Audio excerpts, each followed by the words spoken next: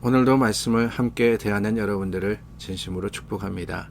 하나님께서 우리를 기뻐 받으시고 우리 가운데 크고 놀라운 일로 이루실 것을 믿고 또한 확신하며 하루를 시작합니다. 기도하겠습니다. 참 좋으신 하나님, 믿음의 형제 자매들을 축복하여서 기도합니다. 오늘도 연약한 우리를 강하게 하시고 또한 세상의 삶의 모습 가운데 지키시는 하나님의 놀라운 역사와 그 손길을 느끼는 귀한 날이 될 수 있도록 우리와 함께하여 주시옵소서. 예수 그리스도 이름으로 기도드립니다. 아멘. 오늘 저희가 부를 찬송은 495장입니다. 495장입니다.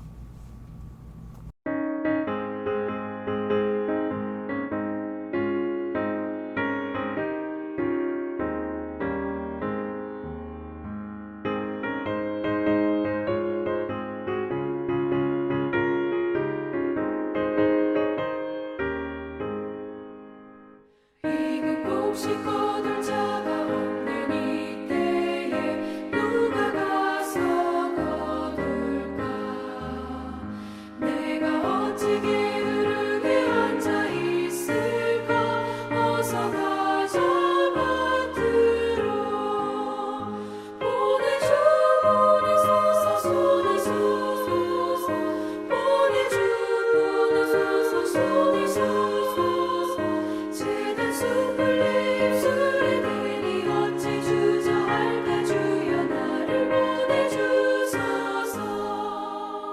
주가 두루 다니시며 일꾼 부르나 따르는 자 적도다.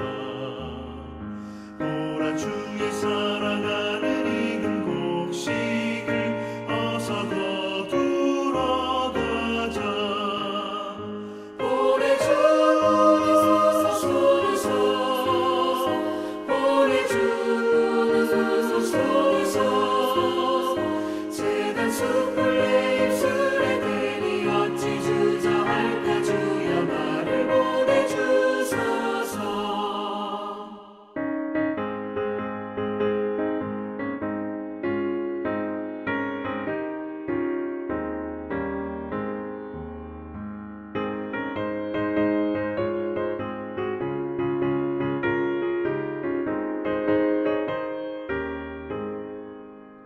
주가 나를 부르시니 언제 어디나 기뻐가서 일하리. 주가 명령 내리실 때는 명받아서 기뻐 거두리로다. 보내주 보내소서 보내주소서 보내주 보내소서 보내주소서 제단 숲을 내 입술에 대니 어찌 주저할까? 주여 나를 보내주소서.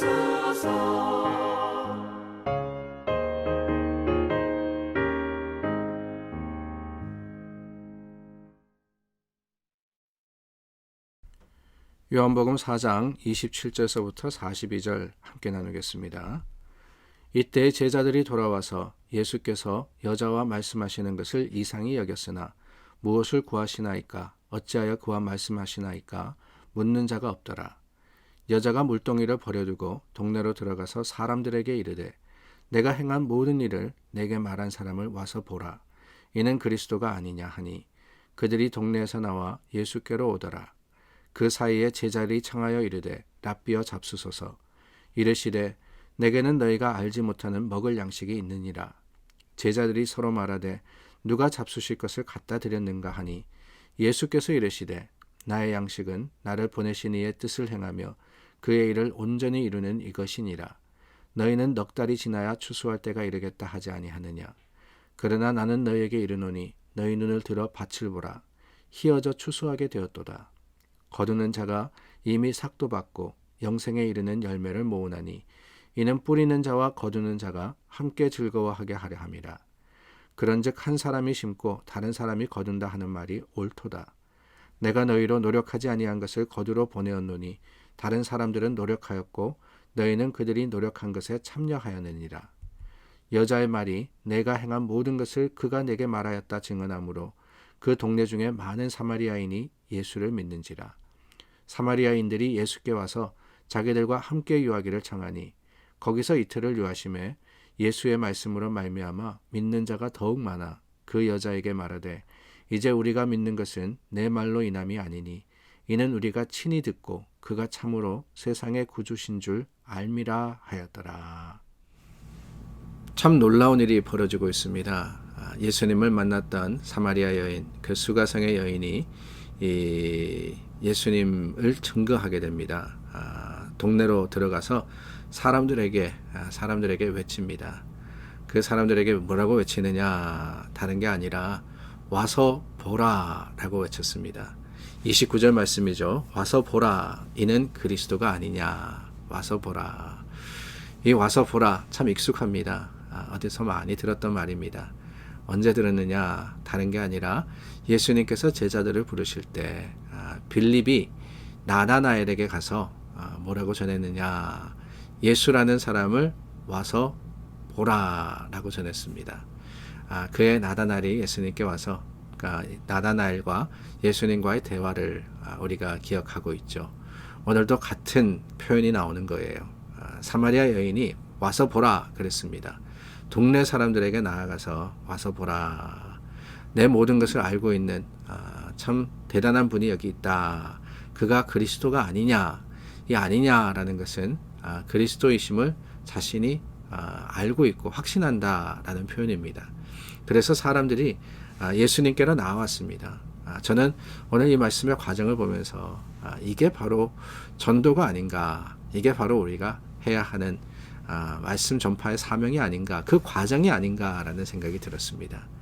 예수님을 만나고 예수님을 증거하고 그 증거를 듣고 또 다른 사람들이 예수님을 믿게 되고, 그럼으로써 저는 오늘 본문의 가장 마지막 절이 참 감격스럽고 또한 감사한데요.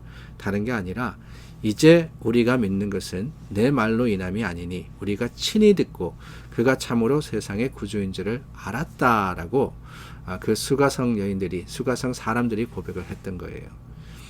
사마리아 여인, 예수님을 만났던 여인이 전했을 때 그 전한 것을 신기해하기도 하고 어떻게 생각하면은 놀라워하기도 했기 때문에 예수님을 만나러 나왔습니다.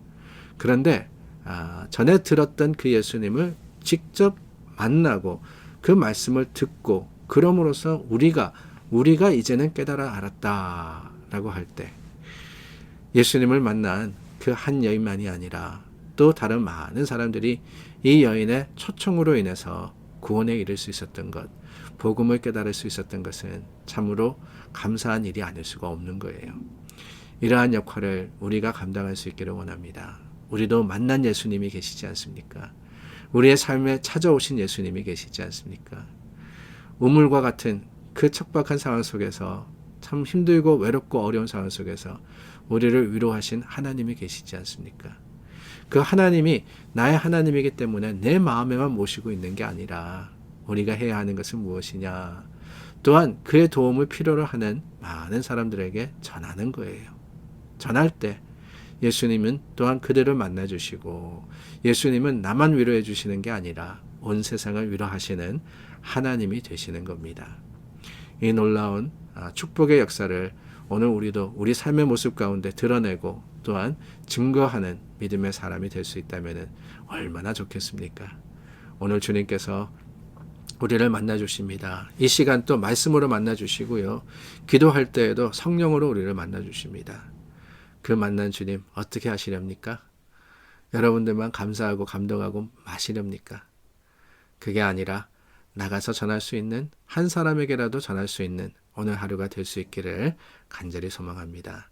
그런데 여러분, 오늘 이 수가성 여인과 동네 사람들의 사건 중간에 한 사건이 일어납니다. 31절서부터 38절이 바로 그건데요. 다른 게 아니라 여인이 마을로 간 사이, 동네로 들어간 사이에 제자들과 예수님과의 대화가 있었습니다. 제자들이 음식을 구해서 왔는데 예수님께서 그 음식을 드시지 않습니다. 나는 이미 먹었다. 나는 이미 너희가 알지 못하는 양식을 가지고 있다. 라고 이야기를 하죠. 그 양식이 뭐냐? 다른 게 아니라 육적인 게 아닌 영적인 것임을 예수님께서 밝히십니다. 하나님의 뜻을 행하는데 그 행함이 자신에게는 만족이 되고 풍성함이 된다라고 하는 거예요. 근데 그 말씀 중에 정말 중요한 말씀이 나옵니다. 눈을 들어 밭을 보라. 희어져 추수하게 되었도다. 희어져 추수하게 되었도다. 지금은 추수의 때입니다. 영적인 추수의 때이죠. 그 추수의 때 어떻게 해야 됩니까? 거두어 들여야 됩니다. 때를 맞추어서 거두어야지만 풍성함을 누릴 수가 있는 거예요. 하나님께서 우리에게 맡겨주신 전도와 선교의 때는 풍성한 때입니다. 많은 사람들이 아직 주님을 알지 못하고 주님을 깨닫지 못하기 때문에 우리는 그 일을 감당해야 하는 하나님의 일꾼이 되어야 됩니다. 근데 문제는 뭐냐? 타이밍을 놓치면 안 된다는 거예요. 내일 할 수 있는 일이 아닙니다. 추수는요, 지금 해야 하는 겁니다. 예전에 저희 할머님이, 돌아가신 할머님이 시골에 사셨습니다. 1년에 몇 번 이렇게 할머님을 찾아뵙는데 그 중에 추수 때쯤, 그러니까 그 추석 때쯤 내려가면은요, 할머님이 이렇게 뭐 음식을 해주시는데 손자들 왔으니까 사실 뭐 찬이라는 게 변변한 게 없습니다.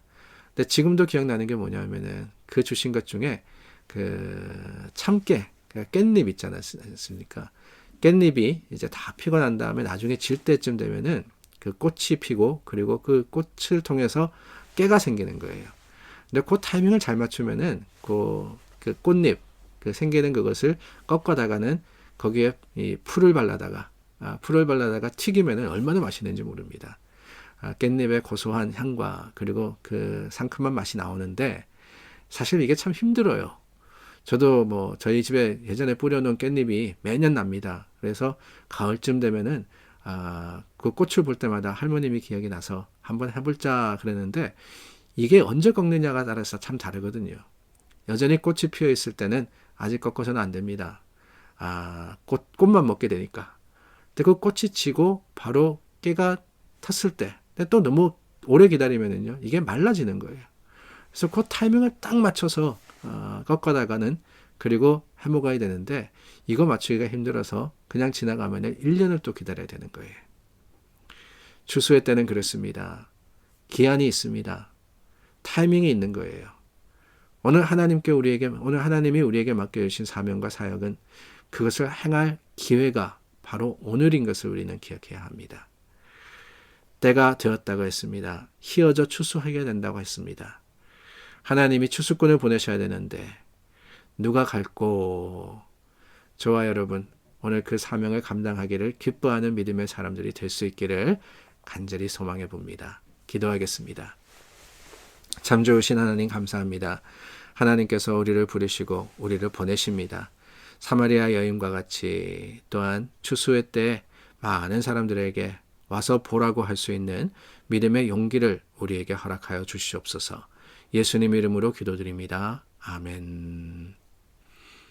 중보하여 기도하겠습니다. 중보의 기쁨이 있습니다.